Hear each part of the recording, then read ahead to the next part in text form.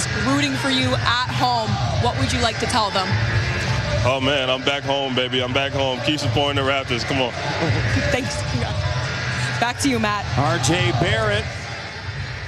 What a night. 19 points, 9 rebounds, and the Raptors. A new year and a new era for the Toronto Raptors as they introduce 2 new players in R.J. Barrett and Immanuel Quickley, who they acquired in trade that sent longtime Raptor OG Anunoby to the New York Knicks. A highly anticipated contest against the Cavaliers because fans were excited to see what the new guys got, and as starters, they helped the Raptors kickstart 2024 with a win. Past 2 days, been crazy. But no, today was a lot of fun, man. Getting a win. And just the way we started the game, lots of energy, carried us out, throughout the game. They made a push, they made a run, and we were able to stay strong and get the dub. So that was very important. Toronto got out to a hot start. They dominated Cleveland, scoring a season-high 41 points in the first quarter. It seemed like having the extra offensive juice of Barrett and Quickley really helped the Raptors' offense explode. And with the extra spacing provided by Barrett and Quickley, it was easy for Scottie Barnes and Pascal Siakam to get into their spots, with both guys combining for 27 points in the first half and the team scoring 67 through 2 quarters. And Siakam in general just dominated throughout, finishing with 36 points and 5 made threes. Yeah, first quarter was really good scoring for us. I thought that the game tonight was a really fun game, fun for fans, for everybody participating in the game. Both teams, they had stretches of playing really good offensively. That first unit there, the pace was good, the ball movement was good. Now the Cavaliers kept this thing close throughout the game, thanks to 16 points from sharpshooter Sam Merrill and 31 points off of the bench for Caris LeVert. Meanwhile, the Raptors had few answers for Donovan Mitchell, who finished with 26 points on the night, storming the Cavaliers back in the fourth quarter to momentarily take the lead. The Raptors' defense in general felt a little out of sorts, even compared to their recent woeful stretch, and most of their errors felt like it was because the team was getting used to the new rotation and the new players. The only way you can work through it is really reps, is really experiencing it.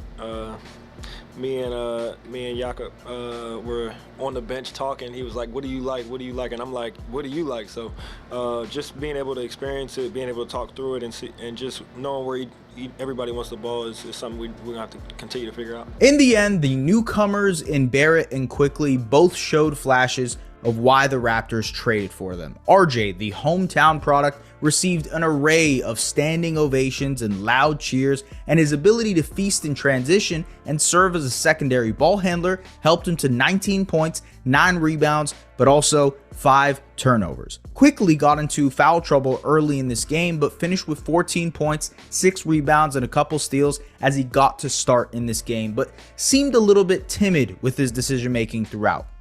Yeah, I think he was pretty timid tonight. It's a new team. Obviously, emotions are running, and he really tried to run the team and set up teammates, and to just to find he will have to find a good balance between it, staying aggressive and scoring, but at the same time making the right decisions. There were 2 pick and rolls that he ran with Scottie. Scottie was wide open on the roll. He needs to complete those passes, and that's going to be great teaching opportunity for us in video and in the workouts to find a chemistry between the two. But nonetheless, a good start to the new year for the Raptors with a win, and a good start for Barrett and Quickley, who clearly showed what they can contribute right away to this team. The team looked much more balanced, and the roster just made sense for the first time in a long time. And for the film room, we have to talk about the impacts of Quickley and RJ and exactly what they did and didn't do and what they can improve on. RJ Barrett was excellent in transition, pushing the envelope for the Raptors in fast break opportunities. He was really able to use his strength to be this strength-based creator for them, just bulldozing his way into traffic, and that made for some really, really nice finishes. Here he is settling into a nice floater as well. His finishing package in general was great, but I thought he did a great job of using the post up too to not only create shots for himself, but for his teammates as well. And I mentioned that they're using him as a pick and roll initiator, at least to start his tenure as a Raptor. Here he is, high screen and roll, empty side screen and roll with Jakob Poeltl, and he finds Quickley on the weak side for a 3. And while you love the aggression from RJ and you want to see more of that, ultimately, sometimes he gets in trouble with his aggression. So here he is, 2-on-5 situation, and he tries to get through traffic, and he's forced into a turnover here. Same thing here, a little over aggressive and gets the charge call. And I think sometimes he second guessed himself on some of these reads that he did make in the pick and roll. Here he is getting downhill, but then noticing Quickley a little too late before Donovan Mitchell gets the steal. Here in transition, and I think this was the biggest play of the night from RJ that was a pretty bad turnover. He had Quickley on the strong side corner. He had Scotty Barnes on the weak side corner. These could have been open threes for them, but instead he went all the way, and it was a turnover. He got that pass to Scotty far too late and completely missed Quickley. You just want him to be better at, seeing the floor, having a little bit more vision. And, to the Knicks fans who might be watching this, you'll say, well, that's what we expected over the last 4 or 5 years. These are the quirks that you hope can somehow be ironed out here in Toronto. The turnovers were an issue, but I feel like especially early on, I'm going to chalk that up to these guys don't know how to play with each other yet. And I think he was being a little over passive at times. And I think that's what was the big issue with RJ in this one. Now, ultimately, I know the warts of the type of player he is. Sometimes slow in decision making, sometimes makes, errors in decision making, if you will, especially when it comes to going downhill. Sometimes has tunnel vision, if you will. That's the word that people use when they think of RJ Barrett sometimes. And I think that is the case. He showed that tonight a little bit as well. But when he is aggressive, when he is attacking downhill in transition, I think that's the best version of RJ Barrett, and we saw that as well. So you got to take the good with the bad, and I think ultimately you hope that, over the next couple of years or whatever, he develops into having more good than bad. Quickley, on the other hand, I think has a very easy case for just being offensive dynamite very, very early into his Raptors career. He missed some shots, but these are the type of looks that he makes pretty consistently. Baseline pick and roll here that leads to a pull-up jumper that he misses point blank. And I really do love his ability to attack closeouts. Here he is getting the respect for his jumper, attacks the closeout, settles into a floater. That is patent Immanuel Quickley. I think this is another area where the Raptors are going to use him more, and Quickley only took 5 threes in this game. I would like him to up that to maybe 8 to 10, just because the Raptors will need his floor spacing at all times. Here he is, isolation situation. He gets the and one floater. Really, really tough finish. That just goes to show you that he has a bag to go to in those type of situations. He isn't the best rim finisher, and I'm kind of curious to see how that looks with this Raptors team.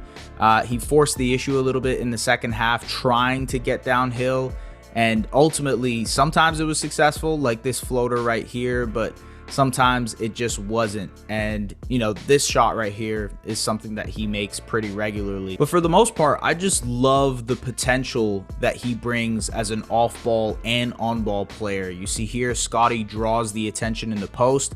Quickley is able to use his gravity off of the ball and then attack the closeout into a runner. Now, you can use that gravity for something else as well, and I think that comes into his playmaking later on. This was my favorite play of the game that they ran for Quickley. It is the chin screen play that they usually run for the backdoor alley-oop pass. They got it to Pascal in this one. But if you look at the great thing about having Quickley be the screener, is that he's so quick, he can pop out above the break. This is a shot that he can make and take. He's been hitting 43% on above the break threes. He can draw the defense in, and now Pascal has a mismatch in the post that Quickley can pass it to, or Quickley can attack the closeout himself, which he does here, and settle into a runner. He missed that, but ultimately that is going to be one dynamic play for the Toronto Raptors because there are so many options they can go to from it. I also thought there were moments where Quickley flashed his playmaking, and I think this is something the Raptors are trying to tap into more. That's what Darko Rajakovic mentioned when I asked him about that here very early in this game. Nice pocket pass to Jakob for the dunk. Another pick and roll here, and he uses the gravity of that pick and roll to find a shot for Pascal. Pascal makes one of his 5 made threes, and that's it, folks. There was a lot of fun moments. We're going to have to see how this kind of just works through the kinks over these next couple of weeks. They're going to have to figure each other out. I think that's a big part of Quickley and how they're going to use him in pick and roll situations on the ball. It seemed like his chemistry was off with guys like Jakob Poeltl and Scotty Barnes and Precious Achiuwa, not on the team anymore, Pascal Siakam. And I think that will develop over time. You saw throughout this game, guys were out of position. Guys were sometimes in the same position.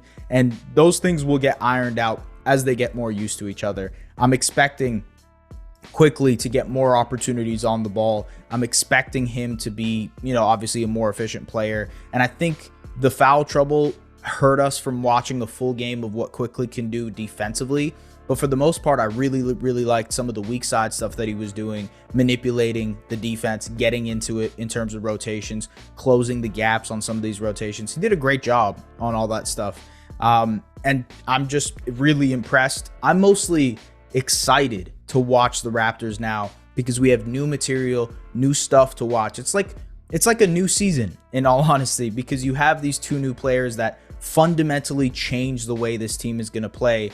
So the first 30 games of the season, you sort of have to write off, not in the sense that, we throw away all that data, but in the sense that this is a different team now, and how this team looks might look very different to what the idea of that initial team was. The Raptors came into this season as like this defensive juggernaut. They've struggled on that end, but now it seems with the additions of Quickley and Barrett that they're going to lean offense. And you saw that tonight. They were dynamite offensively for the most part.